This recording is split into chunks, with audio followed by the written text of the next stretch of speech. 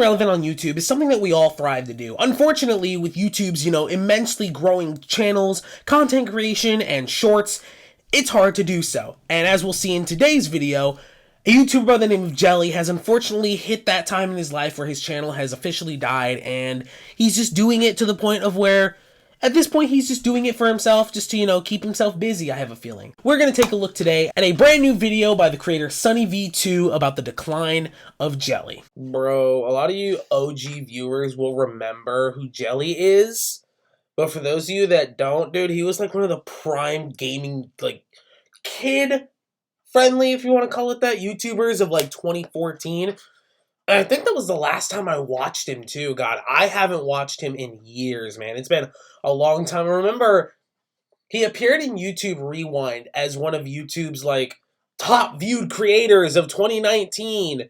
One of the worst reviewed rewinds because it was just a Watch Mojo top 10 list. But I thought he still got decent views. I haven't checked on Jelly in such a long time. God, staying relevant is such a Herculean task on YouTube. Very few people manage to do it. And the fact that Jelly has it, I think he still has, let me actually check. Before I watch this video, let me check how many, subscribers he actually has. Yeah, so he still has 23 million subscribers and only gets about 100, anywhere from 100,000 to maybe 500,000 views on each video, and he uploads daily, which is, again, don't get me wrong, that's still a good feat, compared to the views I get. I got 2 million views, 2.8 million views last year altogether. That is, not even half of what this dude probably gets a year.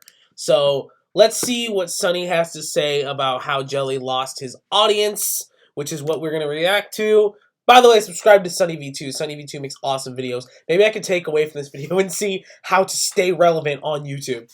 How did Jelly lose 92% of his audience in only 2 years? Did the content become repetitive, boring, and unremarkable? Did he become too focused on unimportant things outside of YouTube? Or was his decline the direct result of Jelly's highly successful trio eventually coming to an end? We're going to provide everyone here has had a decline in viewership, and Quebblecop was there, and I think, who was this other guy? God, I don't remember his name, but DNF King, I guess. But yeah, Quebblecop. Even SunnyV2 made a video on Quebblecop, dude. For why Jelly's channel hasn't been doing so well, which is most easily understood if we discuss how he became successful in the first place. When Jelly created his first video on the 3rd of June 2014, he had already been making videos for around 3 years on 2 prior channels, and as a result he had already built up some fairly significant skills. For example, Jelly clearly understood the basics of branding with almost every thumbnail featuring a clear element of green, which also helped Jelly to release his first line of merch only 3 months after beginning the channel. However, the point at which things began to get serious was when Jelly became 1/3 of what came to be known as the Robust Trio. In the beginning of the group, so yeah, he was part of a YouTube trio, he was part of the past, not Dream, because he plays GTA a lot, which I love GTA, it's still a good game, but no one really plays GTA anymore, GTA videos don't really get a lot of views anymore, unfortunately. But, I'm not going to jump to conclusion because I haven't watched Jelly in years, and from the perspective of someone who hasn't watched him in years, I have no room to comment on why I think he's declined. But we're going to see. We're going to see. Only 2 significant members were Jelly and Quebblecop, who had already created a couple of viral uploads. It's me and Jelly, and we are playing on, this is crazy viral video. 14 million views. I never really watched Quebblecop then explained that he and Jelly realized that they could go viral by simply having a fun time together, which became significantly easier after the two announced that they were moving into a house together. Hey, roommate. This totally hasn't gone down bad in the past. Dude, the amount of times that content creators move into the same house together and then either not end up getting along or the content doesn't do well and they can't afford a house anymore. Oh my god, it's so many people, dude. Don't ever move into a house with other YouTubers, alright? I can't even imagine living with my friends. I love my friends to death, but if I were to live with them, I would kill them after 2 months.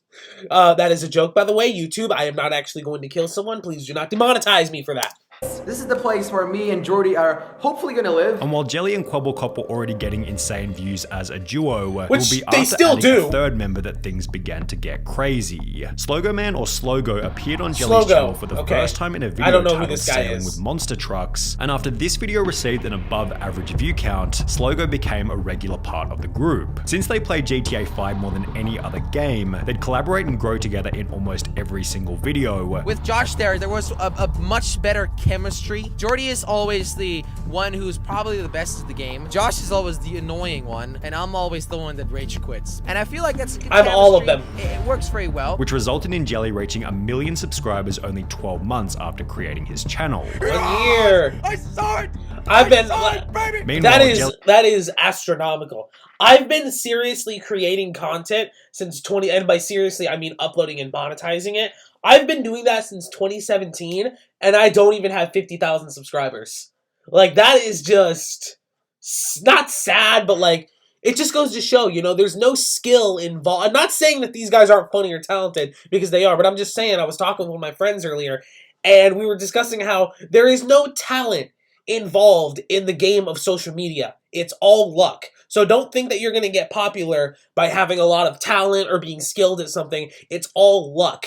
Take Bella Porsche, for example. She made a 12-second TikTok of bobbing her head to a song, and that put her on the map. She was the most viral TikToker in the world. Meanwhile, I've been creating good quality videos for like almost 7 years, and I still haven't even hit 50,000 subscribers. It's all luck-based. I tell you what, it's all luck-based, and that's what people don't understand. You're not going to get popular by having talent. You need to get lucky. You just need to get lucky.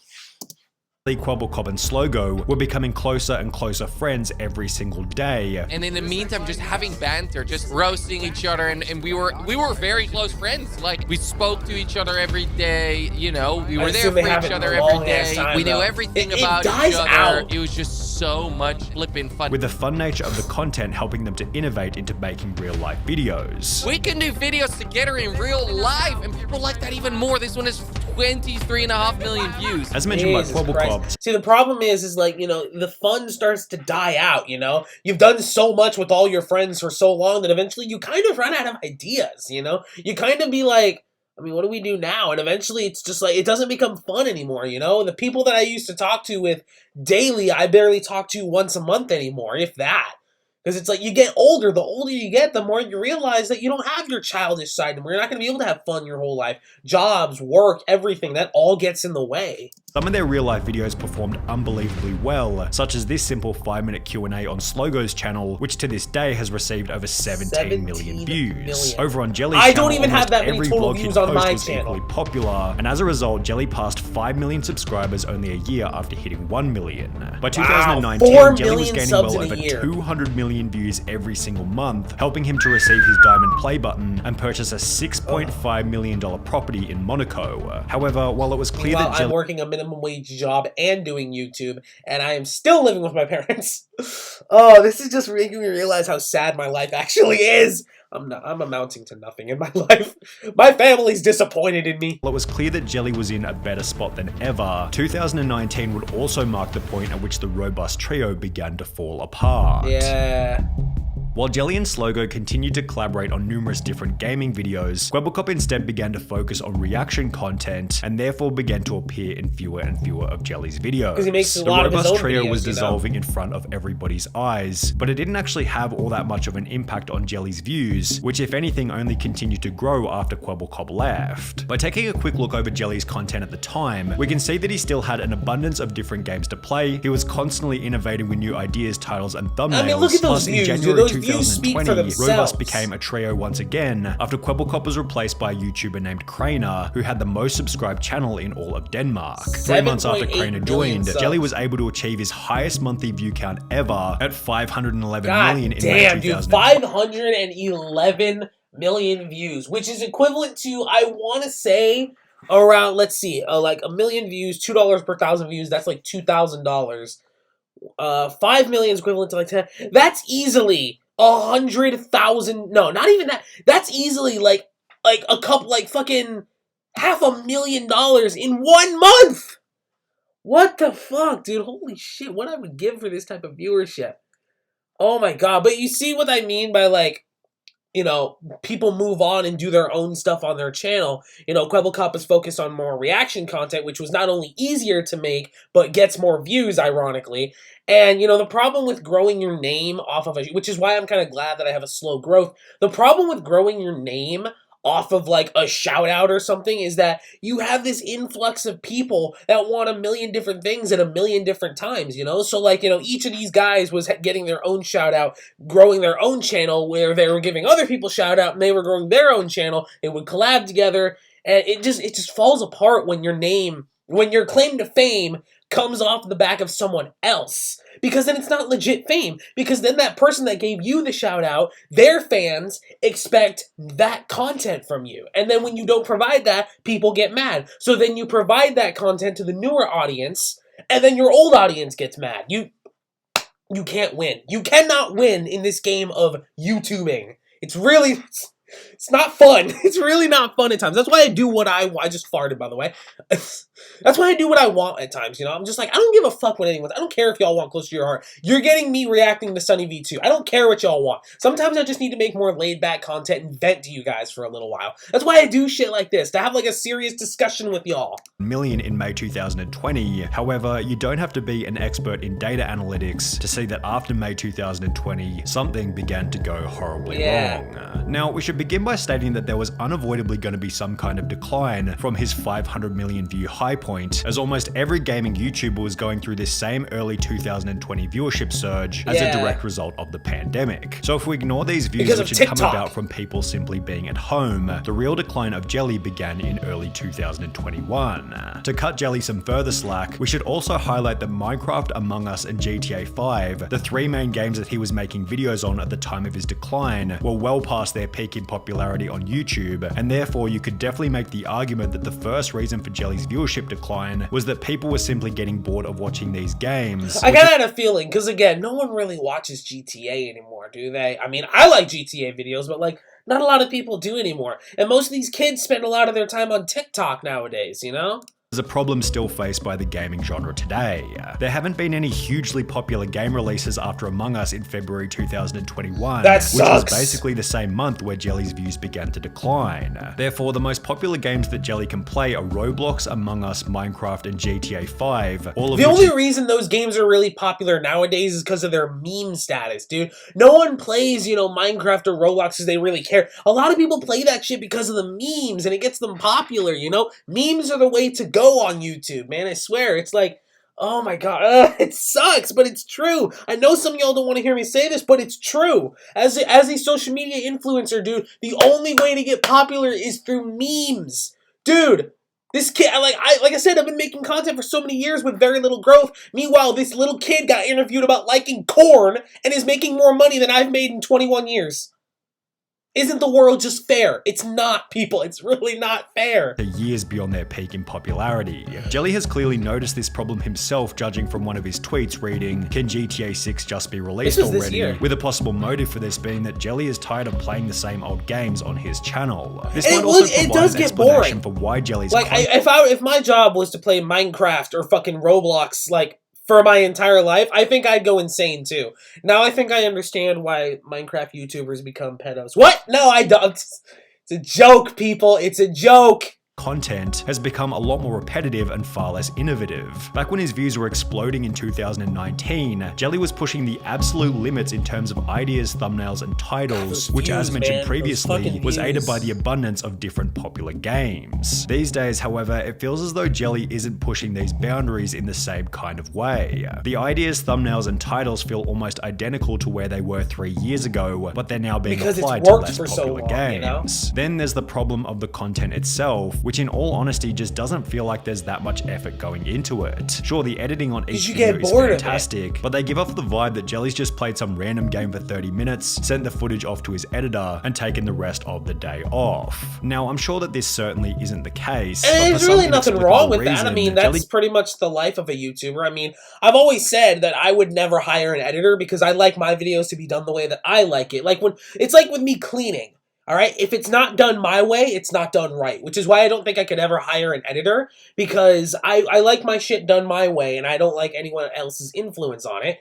You know, I mean, I'm willing to take criticism and opinions, but like when it comes to my specific content, I don't want anyone touching it. You know, that's why like I would never hire an editor for like my videos, because they're gonna like, you know, edit it how they want, then they'll send it off to me, and I'm gonna have to send it back like 5 times. You know, it's like that's why, because it gives me more things to do. You know, sure, I could get more videos out if I hired an editor, but I'd rather spend the time recording a video, making it look good, and then editing it to make it look good on my own accord, instead of just, you know, sending my video clip off to someone else who in God's green earth knows what they're going to do with my footage. Who knows? For reason, Jelly gives off the vibe that he isn't as committed to the content as he used to be, which is an absolute necessity for the growth of a channel. It's no coincidence that a creator like MrBeast is constantly going out of his way to reiterate that he wants to be doing YouTube for at least another decade. Okay, no offense, Sunny, I love your videos, but it is very harsh to compare someone like Jelly to MrBeast. MrBeast has a huge PR team. I just spit everywhere, my bad. MrBeast has a huge PR team. MrBeast has a ton of editors, a ton of cameramen, a ton of friends who do these videos with him, and he has the money and means to do videos like this, you know? He does these outrageous videos for the sake of growing his channel and business, you know? Without that, he can't help people. He can't make money, you know? A charity can't take care of itself if it can't... A charity can't take care of other people if it can't help itself, you know? But, like, it's a little unfair to compare MrBeast to Jelly, because MrBeast is so fucking big. Not saying that Jelly isn't. Dude's got 23 million subscribers. I will never achieve that in my entire life. But, you know, it's MrBeast is a huge team, you know? Whereas Jelly is probably just like one dude, maybe a couple other people, you know? Signaling to the audience that he's in it for the long run, and he knows that as soon as you stop committing to your YouTube channel, the audience will as well. Yeah. Meanwhile, Jelly does the opposite to this by stating that he sees his own channel as being dead. I'm not on this list. Where on this list do I belong? I'd consider myself pretty dead. Hey, I'd consider myself to be in the dead category. Yeah, like, you know, and I hate to, you know, burst people's bubbles, you know, I hate to, you know, but like, with, like, my channel, dude, like, I know my channel's never gonna hit, like, fucking 10 million subscribers. Do I want to? Yes. Do I hope it will? Yes. But, come on, be real for a second. I'm probably never gonna do YouTube for a living. I'm probably gonna fucking... I'm probably never gonna be able to do YouTube for a living. I'm probably gonna stay at, like... I'd be lucky to hit 100,000 subscribers in my life, you know? I'd be lucky, you know? My channel's not dead. It just has a very small... coerced audience who knows what I do, you know, and I'm happy about that. And it's making me an extra, you know, this is a part-time job at this point. YouTube is my part-time job at this point. Category as well, all right? I'll chill with you over there. And to make things even harder for himself, Jelly makes it very obvious that he's distracted by unnecessary things from outside of his channel. Now, we're going to make a point that's somewhat similar to the one made in the Kwebbelkop video, being the foolishness behind sharing a luxury lifestyle to social media. Don't ever do that. Don't ever flex your luxury. From a slightly different angle, because if anything, it's worse in the case of Jelly, as he's so obviously distracted by ego-related purchases. In early 2021, during the same time period where his views began to decline rapidly, Jelly announced that he'd purchased a $10 million boat. Jesus At the Christ. start of this summer, I actually ended up buying myself a nice boat. In the very same video, Jelly explains that he's also purchased a green Lamborghini Huracan. I also bought a Lamborghini to go with his already existing Lamborghini Urus. And in September 2022, Jelly posted another video explaining that he's bought an abandoned mansion, which looked as though it needed a fair bit of work and a lot of time away from being committed to YouTube.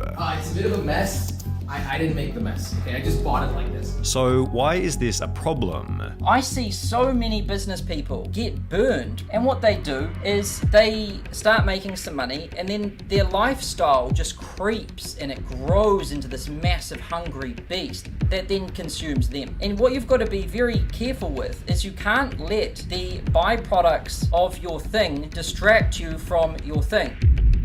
This is a principle. Like, dude, it's so true. Because people subscribe to you to watch your certain content that they subscribe to you for. You know, kids don't care about you flexing a house or fucking buying a Lamborghini. No, okay, that's not to say that there's anything wrong. If you have the money to do so, fucking buy a Lamborghini, get a boat, buy a mansion, spend money on Gucci and gold chains. I don't care that you do that, but like, you know, maybe don't make that your whole personality. Because not only will you lose money in the process, but then you'll lose your viewers because then they just think you're some big asshole flexer that doesn't care about the content that made you popular in the first place.